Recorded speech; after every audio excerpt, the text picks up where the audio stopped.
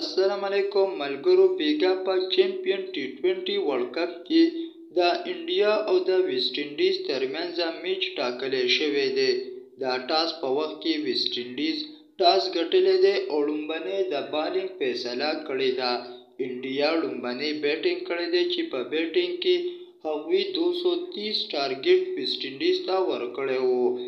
په دغه 230 رنزونو کې ګورکیراج، یوراج او اوتاپا ډیر ښایسته بیټینګ کړی دی.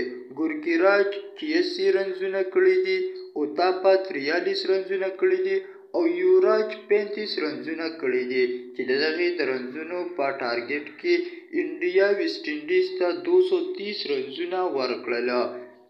د 5 په وکټو نقصان سره انډیا 229 رنزونه کړي چې ټارګټ یې 230 ورکړ. بیا په دویم بیټینګ کې ویسټ انډیز 15 اوورونه او یو بال وهلی دی.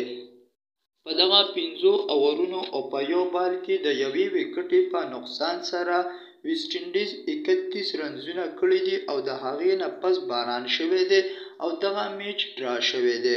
دوستانو، دا ټي20 چیمپیون ورلد کپ و چې موږ تاسو ته د هغې بیګانې اپډیټ د ویسټ انډیز او د انډیا په ترمنځ موږ تاسو ته اپډیټ درکړو. نو د حساب له د اپډیټو دپاره زموږ دا چینل در سره ضرور سبسکرایب کړئ. والسلام.